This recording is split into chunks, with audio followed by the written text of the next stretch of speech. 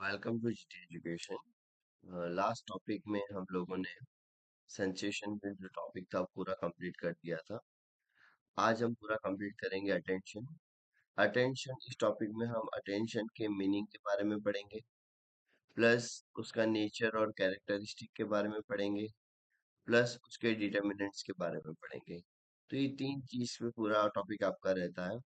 Examination के अंदर आपका दो क्वेश्चन इसमें से होता ही है, एक नेचर वाला रहता है और या तो फिर एक डिटर्मिनेंट्स वाला रहता है। ये दोनों क्वेश्चन आपके 5 मार्क्स वाले क्वेश्चन के अंदर रहते हैं। तो एग्जामिनेशन के पॉइंट ऑफ व्यू से भी ये आपका टॉपिक थोड़ा इम्पोर्टेंट है। तो सबसे पहले हम स्टार्ट करेंगे। Question arise is that what is attention. अगर आपको पूछा जाए कि meaning and definition of attention, तो तब आपको क्या करना है कि ये वाला जो पूरा पैराग्राफ अभी जो मैं एक्सप्लेन करने जाऊंगा, ठीक है, वो आपको एक्सप्लेनेशन उनको वहाँ एग्जामिनेशन में लिखना है। इससे होगा ये कि आपका जो मीनिंग है, यहाँ डेफिनेशन तो बाद में लिखेंगे लेकिन पहले मीनिंग लिखना है आपको कि आप अटेंशन को क्या समझते हो।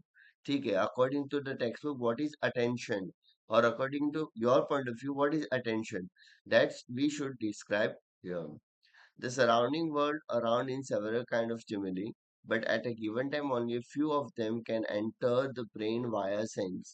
ठीक है, तो it means that कि हमारे आसपास surrounding there are so many things, so many kinds of stimuli is available, but at a given time कोई particular time पर जब आप किसी एक पर ही फोकस करते हो, ठीक है, वो एंटर होती है आपके ब्रेन के अंदर वाया सेंस से, ठीक है, तब उसे हम लोग कहेंगे अटेंशन कहेंगे।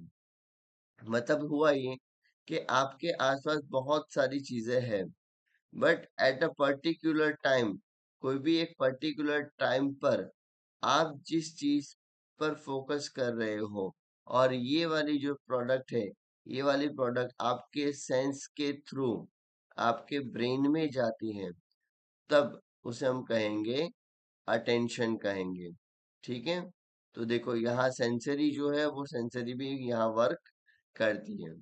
अटेंशन में क्या क्या इन्वॉल्व होता है, physical, bodily and mental adjustment, ये तीन कैरेक्टरिस्टिक हम आगे पढ़ेंगे। अटेंशन का मीनिंग यहाँ क्या बताया है, सिंगल माइंडनेस और कंसंट्रेशन। देखिए सिंगल माइंडनेस का मतलब यही होता है कि जो एक स्टिमुलीज हमारे आसपास है, उस स्टिमुलीज में कोई भी एक स्टिमुलर पर हम फोकस कर रहे हैं, तो इसीलिए हम सिंगल माइंडेड कहेंगे। There can not be sensation without attention and it is pre condition sensation for the sensation to take place. ठीक है, तो there can not be sensation without attention, तो कहते हैं कि विदाउट अटेंशन आपको सेंसेशन नहीं होता है। So attention is required to get the sensation. Attention is compulsory required to get the sensation. Without attention, you cannot get the sensation. That is the most important thing here. For an example, we can hear the horn of the vehicle of a people living in our society.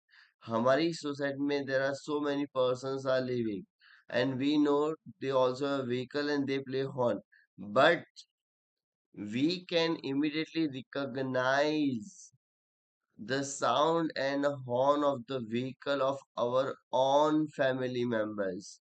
ठीक है, तो हमारी society में वैसे देखने जाए तो 50 से 60 लोग रहते हैं, और we have about 50 to 60 bikes और cars available in our society.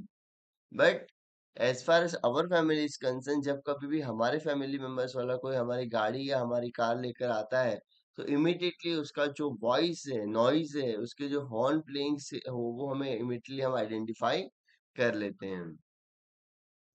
चलो, तो ये था अटेंशन के मीनिंग। उसकी दो डेफिनेशन हमारे पास अवेलेबल है। एक डेफिनेशन H.E. गैरेट ने दी है, दूसरी डेफिनेशन जेम्स ड्रेवर ने दी है। Attention is a process of selection of a definite stimulus and concentrate on it. अब देखो, अटेंशन को एक प्रोसेस बताया गया है। किस चीज का प्रोसेस है, तो कि सिलेक्शन ऑफ डेफिनेट स्टिमुलस, कोई भी एक स्टिमुलस को कोई भी एक स्टिमुलस को आपको क्या करना है, सिलेक्ट करना है एंड कॉन्सेंट्रेट ऑन इट, और उस पर कॉन्सेंट्रेट करना है। तो एची गैरेट ये कहता है कि attention is a process of a selection of a definite stimulus and concentrate on it. Examination में जब आपको डेफिनेशन पूछी जाती है, then you must have to write the exact words to word definition. Attention is a mental concentration on selected stimuli. James Drever क्या कहते हैं, James Drever कहते हैं कि attention is mental concentration on selected stimuli. तो ये भी बात सही है कि एक मेंटल कंसंट्रेशन है किसके ऊपर, तक सिलेक्टेड स्टिमुली। यहाँ भी बात वही हुई कि एक स्टिमुली है, उस स्टिमुली पर आप क्या कर रहे हो, फोकस कर रहे हो। ठीक है। तो अब नेक्स्ट टॉपिक हमारे पास है nature and characteristic of attention. तो नेचर एंड कैरेक्टरिस्टिक, अब हमने आगे देखा था कि अगर आपको कोई भी टॉपिक को प्रॉपरली समझना है या कोई भी पर्सन को प्रॉपरली समझना है, तो उसके लिए उसके नेचर और उसके कैरेक्टरिस्टिक आपको समझने बहुत जरूरी है। ठीक है, तो हम इसी पर थोड़ा फोकस करेंगे। On the basis of our definition we can understand nature and characteristic of attention. अब देखो, नेचर एंड कैरेक्टरिस्टिक जो है वो किसके बेसिस पर है, जो हमने डेफिनेशन ऊपर समझी थी उसी के बेसिस पर है। तो उसमें सबसे पहला था अटेंशन इज सिलेक्टिव। सबसे फर्स्ट वन है attention is selective. Attention is selective क्यों बताया गया है, ये सिलेक्टिव है, वॉलेंटरी है और एक इनिशिएटिव प्रोसेस है। At any point of time there can be a many stimuli, people और object in the focus of attention, but an individual can not attend at all. ठीक है, कोई भी एक इंडिविजुअल है, वो अटेंड सभी जितने भी स्टिमुलीज है सभी को एक साथ अटेंड नहीं कर सकता। Out of many stimuli in the environment he see select a few of them. बराबर, मैनी स्टिमुलस है हमारे एनवायरनमेंट के अंदर, but he select few of them and attend to it, whereas disregards the other. बाकी के जो वो disregards कर देता है। In the attention the process selection the stimuli, in the attention the person select the stimulus. ठीक है, तो अटेंशन में होता यह है कि जो पर्सन है, पर्सन अपना स्टिमुलस को खुद डिसाइड करता है कि मुझे किस पर फोकस करना है। ठीक है, आप जब रीडिंग करने बैठते हो तो रीडिंग करने के वक्त आप पहले फोकस यही करोगे कि भाई मुझे कौन सा टॉपिक क्लियर करना है। ठीक है, आपके पास बहुत सारे लिस्ट ऑफ टॉपिक्स है ना, उसमें से एक टॉपिक आप डिसाइड करते हो, that is on upon you कि आप कौन से टॉपिक को डिस्कस करोगे। तो इसे हम कहेंगे, इसीलिए हम कहेंगे attention is selective. Number two जो है हमारे पास, attention is adjustive. Attention is adjustive. Attention को एडजस्टिव क्यों बताया गया है कि there is a physical bodily. अब फिजिकल बॉडी और मेंटल, ये दोनों एडजस्टमेंट किस में होता है, अटेंशन के अंदर होता है। So it helps the weak stimuli to enter the focus of attention. For the process of attention to take place the different part of the body. अब देखो, जब प्रोसेस ऑफ अटेंशन होता है ना, तो हमारी बॉडी के अलग अलग पार्ट्स जो है वो भी उसके अंदर इन्वॉल्व होते हैं। अब कौन से पार्ट्स, आपके मसल्स, आपकी सेंसरी ऑर्गन्स, आपका ब्रेन। ठीक है, तो ये सब होता है। इसीलिए हम ये कह देखा था हम लोगों ने कि जब मेमोरी 11th में जब हमने मेमोरी पढ़ा था, तो मेमोरी में एक टॉपिक आया था, एनकोडिंग का एक टॉपिक आया था, अगर आपको याद हो तो। तो ये एनकोडिंग वाला जो टॉपिक है, ये एनकोडिंग वाला टॉपिक क्या होता है कि इस एनकोडिंग में भी आपके मसल्स और आपके बॉडीली सेंसर्स भी इन्वॉल्व होते हैं। अब ये दोनों जब इन्वॉल्व हो गए तब एनकोडिंग प्रॉपरली होगा, और एनकोडिंग प्रॉपरली होगा तो आप कोई भी चीज को प्रॉपरली मेमोराइज कर सकते हो। ठीक है, तो अटेंशन क्या है, एडजस्टिव है। Make adjustment with each other which is called a psychophysical adjustment. ठीक है, तो जब बॉडी और सेंसरी ऑर्गन्स एक दूसरे के साथ एडजस्टमेंट करते हैं तो उसे हम लोग कहते हैं साइकोफिजिकल एडजस्टमेंट कहते हैं। While look for an example, अगर एक एग्जांपल की यहाँ बात करें, while looking at the object which are at a distance we contract our eye. अब एक ऑब्जेक्ट ऐसा है जो आपसे डिस्टेंस पर है, तो उसे देखने के लिए हम लोग क्या करेंगे, हमारी जो आईज है इस आईज को कॉन्ट्रैक्ट करेंगे, उसे स्मॉल करेंगे, ठीक है। या फिर अगर बहुत ज्यादा लाइट्स अवेलेबल है तो हमारी आईज को हम क्या करेंगे, कवर अप करेंगे। Hence, we make physical and mental adjustment with our external environment so that we can see properly. तो होता यही है कि जो हमारा फिजिकल एक्सटर्नल एनवायरनमेंट है, एक्सटर्नल एनवायरनमेंट में एडजस्ट होने के लिए हम क्या करते हैं, हमारे फिजिकल और मेंटल दोनों स्टेट को हम कंबाइन कर देते हैं। Next, attention is explorative. Explorative से मतलब क्या है कि ये एक्सप्लोर करते हो, आप अटेंशन से क्या करते हो, चीजों को एक्सप्लोर करते हो। For an example, when one goes to buy a sari, कोई एक इंसान को साड़ी खरीदनी है, शॉप पर जाता है, अगर उसे वो पसंद आता है तो उसे वो कीनली ऑब्जर्व करेगा, इसकी डिजाइन को, उसके कलर को, उसके अदर पर्सपेक्टिव को, ठीक है। मान लो कि आप कोई शॉप के अंदर आप मोबाइल लेने गए हो, ठीक है। तो मोबाइल लेने से पहले आपको कौन सा मोबाइल लेना है, ठीक है, क्या पर्पस है आप मोबाइल लेने का, और कब लेना है, ठीक है। तो इन छोटी छोटी बातों पर जब आप फोकस करते हो तो अटेंशन करते हो, उसे एक्सप्लोर करते हो, ठीक है। मोबाइल को आप क्या करते हो, पूरा एक्सप्लोर करते हो कि उसके अंदर कितने जीबी रैम है, कितने जीबी हार्ड डिस्क है, कितने जीबी उसके अंदर स्टोरेज है, कितना मेमोरी कार्ड सपोर्ट कर सकता है, उसका कैमरा का क्वालिटी कैसा है। तो ये सारी चीजें एक्सप्लोरेटिव कहते हैं उसको। Attention is purposive. Any stimulus is examine keenly observe. कोई भी एक स्टिमुलस है, उसको आप एग्जामिन करते हो या कीनली ऑब्जर्व करते हो, उसको एक्सप्लोर करते हो, उसको मैनिपुलेट करते हो, देन उस पर फोकस करते हो, ठीक है। तो इसे हम लोग इसीलिए हम कहते हैं कि attention is explorative. Next topic हमारे पास है, अटेंशन इज फ्यूचरिस्टिक। उसे फ्यूचरिस्टिक क्यों कहा गया है? When attend to object or stimuli which are present before us, but our insight is always futuristic. Because while attending something keenly, there is always an element of expectation that what would happen next. कोई भी एक object जो है, इस object पर आप observation करते हो, तो उस ऑब्जर्वेशन से आपका माइंड में हमेशा ये रहता है कि what would be the next. ये क्वेश्चन हमारे पास हमेशा रहता है। फॉर एन एग्जाम्पल, यहाँ एग्जाम्पल दिया हुआ है कि कोई एक इंडिविजुअल एक्स नाम का, वो he is going to buy a house, but वो सिर्फ घर नहीं खरीद रहा है, he is not aware the price of, he is not only aware the price he is paying in a comparison to surrounding area, but also thinks about future infrastructure development and the value of his own property।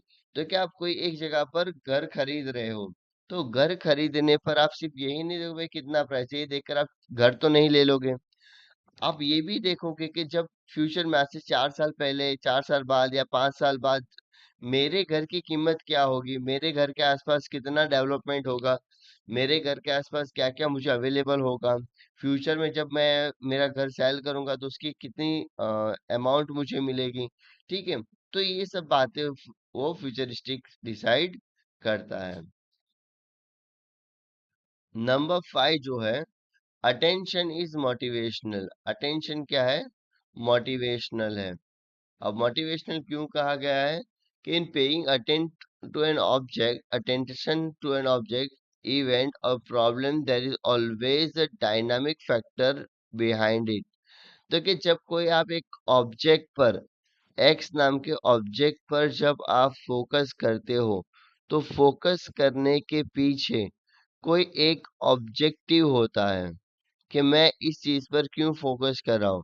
For an example, कि आप psychology पढ़ रहे हो, तो psychology पढ़ने के पीछे कोई एक रीजन तो डेफिनेटली होगा, ठीक है। There is a motive, desire, aim and directing force which leads us to attend it, है ना। तो उसके पीछे एक मोटिव होता है, एक डिजायर होती है, एक एम होता है, और एक कुछ डायरेक्टिंग फोर्स होता है। तो ये सारी बातें किसमें आती है? रीजन के अंदर आती है। For an example, in a newspaper, there are a variety of information, news and advertisement, but an individual will read only that which gives motivation. ठीक है, तो इंडिविजुअल कौन सी पढ़ेगा? जो सिर्फ मोटिवेशन दे रहा है।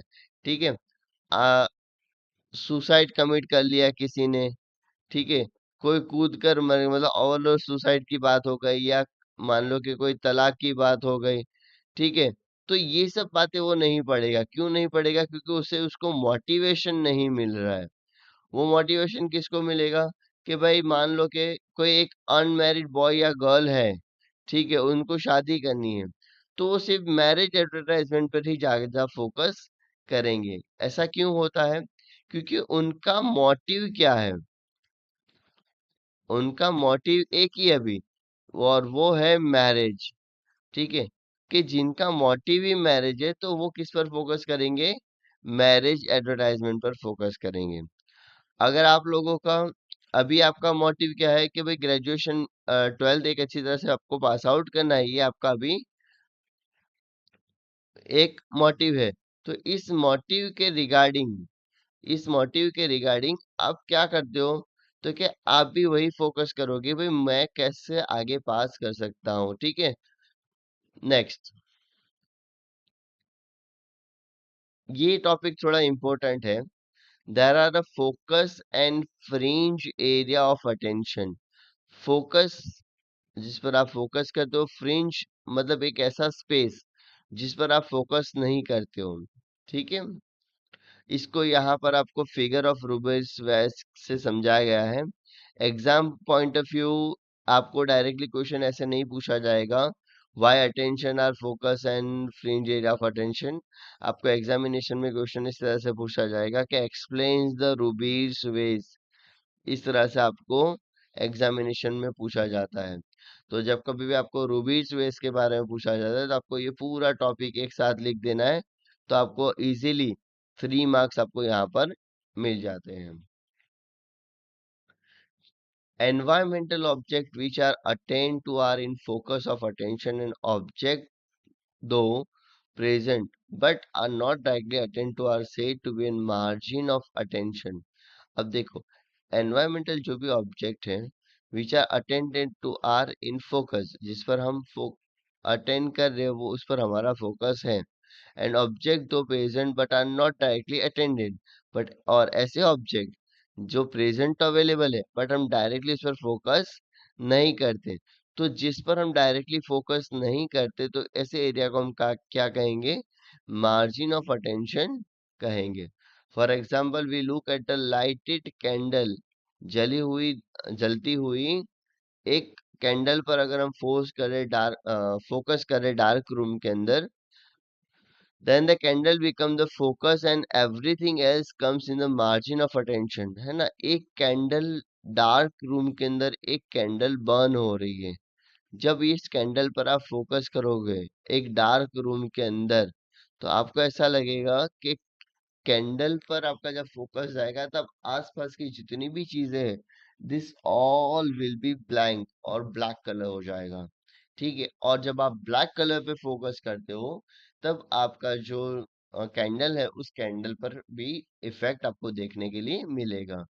तो जो चीज पर आप फोकस करते हो और बाकी की चीजों पे फोकस नहीं करते, उसके सराउंडिंग वाली, तो उसे हम कहेंगे मार्जिन ऑफ अटेंशन कहेंगे। In the same way when we listen to a singer, जब आप किसी सिंगर को सुनते हो रेडियो पर, ठीक है, तो voice of singer become a focus. Voice of singer क्या हो जाता है? आप उसकी म्यूजिक को नहीं सुनते हो, आप किसको सुनते हो? उसके वॉइस को सुनते हो। तो यहाँ पर जो म्यूजिक है, म्यूजिक क्या हो जाएगा? मार्जिन ऑफ अटेंशन हो जाएगा। It can be said that focus and margin area of attention in constant change. ठीक है, तो होता क्या है कि फोकस और मार्जिन एरिया जो होता है अटेंशन का, वो हमेशा चेंज होता रहता है। कांस्टेंट चेंज, वो कभी फिक्स रहता नहीं है। Focus and margin are reversible. दोनों क्या है? रिवर्सेबल है। फॉर एन एग्जाम्पल रूबिन्स वेस। ठीक है, रूबिन्स वेस यहाँ दिया गया है। तो अगर हम ब्लैक कलर पर फोकस करेंगे, if you look at the black colour, we can see two faces. अगर ब्लैक कलर पे फोकस करेंगे तो हमें क्या दिखाई देगा? Two different faces. ये देखो, फेस नंबर 1 और फेस नंबर 2। ठीक है। If we focus on white color, we can see the ways. It is directly to difficult to differentiate between the figure and background, because when the face is in the focus, ways become background and vice versa. ठीक है। तो होता क्या है कि थोड़ा difficult है कि भाई कैसे डिफरेंशिएट करे फिगर के बीच में और फोकस के बीच में। फिगर के बीच में, फिगर में क्या है, फेस के बीच में और वैस के बीच में। क्योंकि आप ब्लैक पर फोकस करोगे तो आपको व्हाइट नहीं दिखाई देगा, और व्हाइट पर फोकस करोगे तो आपको ब्लैक पर कोई फोकस होगा नहीं। च- उसके बाद नेक्स्ट टॉपिक हमारे पास अवेलेबल है, attention in shifting. Attention is shifting आएगा। Constant change is an important feature of attention. देखो, आपका अटेंशन है ना, कांस्टेंट चेंज होता रहता है। अभी यहाँ पर है, थोड़ी देर बाद कहीं और हो जाएगा। अभी आप पढ़ रहे हो, पढ़ते पढ़ते किसी ने बुला लिया, then you shifting to the that person. अगर मोबाइल में मैसेज आ गया तो वाइल वीडियो देखते देखते आप क्या करोगे, आपका फोकस कहाँ हो जाएगा? मोबाइल पर हो जाएगा। तो ये शिफ्ट हो रहा है, कभी किसी के बुलाने पर, किसी मोबाइल पे रिंग पर, या कभी लैपटॉप पर, आपके जो भी आप देखते हो वीडियो जिसमें, उस पर। Unless we are in deep concentration, जब तक आप डीप कंसंट्रेशन के अंदर नहीं होते हो, attention changes from one point to another. Attention keep on shifting from one object to another, and hence it is also called a fluctuation of attention. Examination में ये वाला आता है कि what is fluctuation of attention आता है। जब fluctuation of attention आता है तब आपको ये वाला टॉपिक पूरा कंप्लीट लिख देना है। ये 1 मार्क्स के अंदर आपको क्वेश्चन आएगा। ठीक है। तो ये हमने नेचर और कैरेक्टरिस्टिक ऑफ अटेंशन देखे। अभी नेक्स्ट टॉपिक हमारे पास है डिटर्मिनेंट्स ऑफ अटेंशन। अब डिटर्मिनेंट्स ऑफ अटेंशन के अंदर हमारे पास दो तरह के डिटर्मिनेंट्स हैं। नंबर 1, डिटर्मिनेंट्स ऑफ अटेंशन के अंदर दो तरह के डिटर्मिनेंट्स है। एक ऑब्जेक्टिव जिसे हम लोग कहते हैं एक्सटर्नल डिटर्मिनेंट्स, और दूसरे होते हैं सब्जेक्टिव जिसे हम लोग कहते हैं इंटरनल डिटर्मिनेंट्स कहते हैं। तो व्हाट इज डिटर्मिनेंट्स, यहाँ देखते हैं थोड़ा। Why is our attention directed to a particular object. हमारा अटेंशन जो है वो पर्टिकुलर ऑब्जेक्ट पे क्यों चला जाता है, कोई इवेंट पर क्यों चला जाता है, कोई एक इंडिविजुअल पर क्यों फोकस कर लेता है। What are the determinant that attract our attention. ऐसे कौन सी चीजें हैं, ठीक है, कि जो हमारे अटेंशन को अट्रैक्ट करेगी। तो ये पूरा टॉपिक हम इसके बारे में यहाँ पर पढ़ेंगे। तो सबसे पहले हम ऑब्जेक्टिव डिटर्मिनेंट्स के बारे में पढ़ेंगे। ऑब्जेक्टिव डिटर्मिनेंट्स के अंदर क्या क्या इंक्लूड होता है? कोई भी एक ऑब्जेक्ट है, उसका कलर, उसका शेप, उसकी साइज, ठीक है, और stimulus are called as objective determinants. तो जब कभी भी आप कलर की वजह से, कोई शेप की वजह से या साइज की वजह से आपका अटेंशन उस पर जाता है, तो दैट मीन्स कि आप ऑब्जेक्टिव डिटर्मिनेंट्स की वजह से आपका फोकस चेंज हो रहा है। सबसे पहले हम पढ़ेंगे इंटेंसिटी। तो what is intensity? Compared to a weak stimulus, a strong or intense stimulus immediately attract our attention। ठीक है। तो यहाँ पर ये बताया गया है कि फॉर एन एग्जाम्पल, कि जो चीज है, एक्स नाम का जो ऑब्जेक्ट है, उसकी इंटेंसिटी कितनी हाई है। जितनी हाई इंटेंसिटी उतना ज्यादा उस पर फोकस होगा। फॉर एन एग्जाम्पल के राइट नाउ हम ये वीडियोस देख रहे हैं। अब वीडियो देखते देखते अचानक यहाँ से 108 के जो एम्बुलेंस है वो अचानक यहाँ से पास आउट होती है। तो 108 की जो एम्बुलेंस की इंटेंसिटी जो है, वो इंटेंसिटी और इस वीडियो की इंटेंसिटी की अगर हम बात करें, तो दोनों के अंदर लाउडर कंटिन्यूअस साउंड जो होगा और हायर ब्राइट जो होगा वो कौन होगा? तो कि वो एम्बुलेंस होगा। तो आपका जो अटेंशन जो है, वो अटेंशन शिफ्ट हो जाएगा कहाँ से? वीडियो से शिफ्ट हो जाएगा, 108 पर शिफ्ट हो जाएगा। ठीक है। अब इसी तरह से 500 वॉट का जो बल्ब है वो ज्यादा अट्रैक्ट करता है कंपेयर टू 40 वॉट बल्ब। ठीक है, क्योंकि 500 वॉट का जो बल्ब होता है उसका फोकस भी ज्यादा होता है, और इसीलिए होता ये है कि जहाँ ज्यादा लाइट होती है हम वहाँ अट्रैक्ट जल्दी होते हैं। Number 2, size of object is also important. कितना बड़ा साइज, इक्वल अ बिगर ऑब्जेक्ट। ठीक है, smaller one will instantly draw our attention. For example, a huge kite hanging in a kite shop or a large capsule hanging in a chemist shop will immediately attract the attention. ठीक है, तो होता ये है कि बाकी की comparison में अगर कोई और चीज, वही चीज थोड़ी बड़ी साइज के अंदर है, ठीक है, तो आपका अटेंशन सीधा कहाँ चला जाएगा, उस बड़ी चीज पर चला जाता है। फॉर एन एग्जाम्पल कि एक साइड मारुति सुजुकी है और दूसरी साइड आरआर कार है, रॉल्स रॉय कार है, रॉयल्स रॉय कार है, तो आपका अटेंशन सीधा मारुति सुजुकी से किस पर चला जाएगा, रॉयल्स रॉय पर चला जाएगा। तो size is also important. Number 3, contrast. Dissimilar of contrasting object compared to a similar simple object play an important role in drawing attention. A Negro man going about with a white lady will definitely attract the attention in Africa. ठीक है, तो contrast जो चीजें हैं, ठीक है, contrast चीजें आप पर बहुत इंपॉर्टेंट होती है, फोकस करती है। जैसे यहाँ एग्जांपल दिया है कि एक नेग्रो मैन है, नेग्रो मतलब अफ्रीकन जो लोग होते हैं, ठीक है, अफ्रीकन लोग यूजुअली कैसे उनका कलर होता है, उनका कलर यूजुअली होता है ब्लैक कलर के होते हैं। वो किसी वाइट लेडी के साथ जा रहा है, और वो भी कहाँ, अफ्रीका के अंदर। ठीक है, तो लोगों का जो फोकस है वो फोकस कहाँ चला जाएगा, उस मैन पर पहले जाएगा। ठीक है, हमारे साथ भी यही होता ही है अक्सर कि कंट्रास्ट चीजें जब कभी भी आती है तो कंट्रास्ट चीजें पर फोकस हमारा जल्दी जाता है।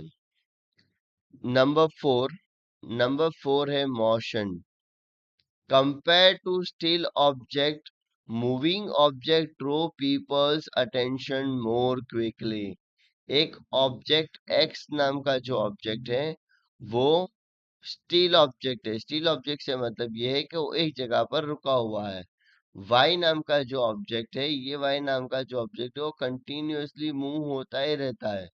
ठीक है, तो जब कभी भी एक्स और वाई के बीच में कंपैरिजन किया जाएगा तो हमारा जो अटेंशन है वो अटेंशन किस पर होगा, तो कि जो चीज मोशन के अंदर है उस चीज के अंदर हमारा फोकस होगा। चलो, number 5, change. Change also play an important role in drawing our attention. For an example, a person or a train which is late every day, but sometime it comes before the time, then they attract everyone's attention. एक ए नाम का जो बंदा है, ए नाम का बंदा daily late आता है क्लास के अंदर। ठीक है, डेली वो क्लास के अंदर लेट आ रहा है, लेकिन एक दिन ऐसा हो गया कि यही ए नाम का बंदा स्कूल के अंदर सबसे पहले आके बैठ गया। ठीक है, तब होता क्या है कि लोगों का जो अटेंशन है वो अटेंशन उस पर सीधा शिफ्ट हो जाए, क्योंकि चेंज हो रहा है। पहले वो डेली लेट आता था, लेकिन आज वो अचानक सबसे पहले आकर क्लास के अंदर बैठा हुआ है। तो यहाँ पर जो है वो चेंज देखने के लिए मिल रहा है। उसके बाद है नॉवेल्टी। आपकी जो ऑब्जेक्ट जो है, आपका जो स्टिमुलस जो है, ठीक है, आपका जो स्टिमुलस जो है वो स्टिमुलस का जो के अंदर नॉवेल्टी क्या है, क्योंकि यूजुअली क्या होता है कि भाई डेली जो रेगुलर चीजें तो हमारे पास होती है, लेकिन जब कोई हम यूनिक चीज पर हम फोकस, यूनिक चीज हम देखते हैं, तो हमारा अटेंशन जो है वो क्या हो जाता है, रेगुलर पर से सीधा यूनिक चीज पर फोकस हो जाता है। In normal situation when there is some newness और novelty created then it attract our attention. ठीक है। A teacher who dress up formally every day one day come to school in informal dress then become a center of an attention for all। एक ऐसे teacher जो है वो आपकी school के अंदर डेली फॉर्मल क्लोथ्स के अंदर ही होते हैं, प्रॉपरली यूनिफॉर्म के अंदर ही होते हैं। ठीक है। एक दिन ऐसा हुआ कि वो जीन्स और टी शर्ट पहनकर आ गए, तो ये क्या हुआ, तो कि न्यूनेस हुआ, कुछ नई चीज हुई। तो आप सबका फोकस बाकी टीचर्स से किस पर हो जाएगा, इस टीचर पर हो जाएगा कि भाई इस टीचर ने आज क्या पहना हुआ है, भाई जीन्स और टी शर्ट को, क्योंकि वो कुछ नया पहनकर आए हुए हैं। नेक्स्ट जो है हमारे पास है वो है repetition. Any stimulus, if it is repeated again and again, then it attracts our attention। Advertiser make a full use of a repetition. ठीक है। तो इसीलिए एडवर्टाइजर्स जो होते हैं इस बात का बहुत ध्यान रखते हैं कि जब कभी भी आप रिपीटेशन वाला टॉपिक, कोई भी एक चीज को बार बार दिखाने से क्या होता है, अटेंशन बढ़ता है। अब देखो अभी माहौल इलेक्शन का चल ही रहा है, आप सबको पता ही है। ठीक है। तो इलेक्शन के माहौल के अंदर ये हो रहा है कि जितनी भी पॉलिटिकल पार्टीज जो है, ये सभी पॉलिटिकल पार्टी अपना प्रचार कर रही है। ठीक है।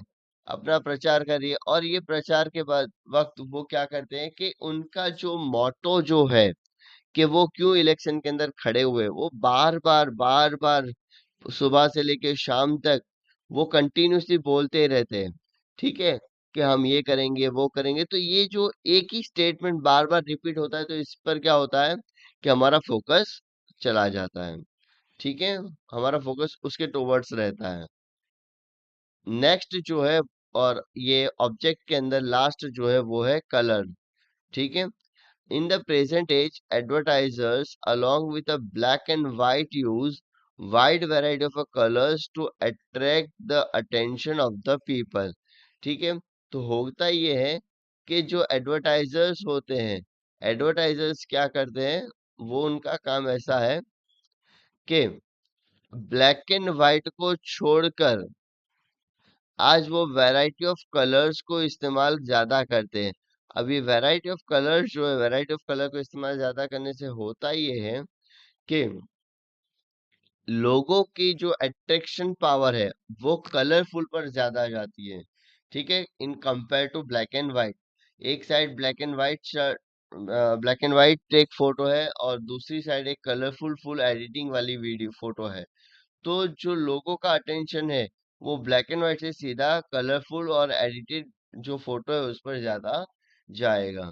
ठीक है। तो ये है हमारे ऑब्जेक्टिव डिटर्मिनेंट्स। नेक्स्ट टॉपिक हमारा है सब्जेक्टिव डिटर्मिनेंट। सब्जेक्टिव डिटर्मिनेंट्स के अंदर चार ही है, उसको कंप्लीट कर लेते हैं हम। चलो। अब सब्जेक्टिव डिटर्मिनेंट्स किसे कहेंगे, ऑब्जेक्टिव डिटर्मिनेंट्स तो हमने देख लिया। ऑब्जेक्टिव डिटर्मिनेंट्स मतलब क्या हुआ कि जो भी ऑब्जेक्ट के रिलेटेड कलर शेप साइज वो है वो ऑब्जेक्टिव के अंदर आता है। सब्जेक्टिव डिटर्मिनेंट्स के अंदर सबसे पहला है इंटरेस्ट और लाइकिंग। अगर आपको इंटरेस्ट है तो आपका फोकस अटेंशन रहेगा, अगर इंटरेस्ट नहीं है तो आपका अटेंशन भी नहीं रहेगा। Number two, need. आपको उस चीज की जरूरत है, हाँ, तो आप उस पर फोकस करोगे। आपको उस चीज की जरूरत है ना, तो आप फोकस नहीं करोगे। और लास्ट थर्ड नंबर पर जो है वो हैबिट और वो है लर्निंग। आप उस चीज की अगर आपको हैबिट है, बराबर जैसे सिगरेट की है, तो आपका अटेंशन वहां पर जाएगा। अगर हैबिट नहीं है तो अटेंशन भी नहीं होगा। और लास्ट एंड फाइनल टॉपिक जो है लर्निंग, बराबर आप क्या उस चीज को सीखना चाहते हो, यस, तो आपका अटेंशन रहेगा। ठीक है। Physical and mental state. The immediate physical mental state of a person control his attention from inside। An injured person attention frequently goes his injured limb। ठीक है। तो जो इंसर्ट, फॉर एन एग्जांपल के यहाँ क्या बताया कि भाई जो भी physical mental state of the person वो बहुत ज्यादा अटेंशन करता है, फिजिकल और मेंटल स्टेट। ठीक है। अगर आप इंजर्ड हुए हो, आपको लगा हुआ है, तो आप फ्रिक्वेंटली बार बार आप किस पर फोकस करोगे? इंजर्ड लिम्ब पर, मतलब जिस पर इंजर्ड हुआ है, जो टॉपिक पर आप इंजर्ड हुए हो, वहां पर आपका फोकस ज्यादा जाएगा।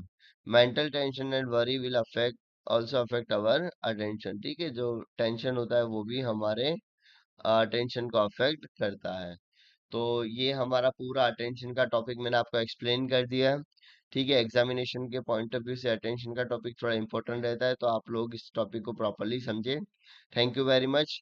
नेक्स्ट वीडियो हम परसेप्शन का वाला, आगे वाले वीडियो में हम लोग पूरा परसेप्शन एक्सप्लेन करेंगे। Thank you for very much, keep watching GT education.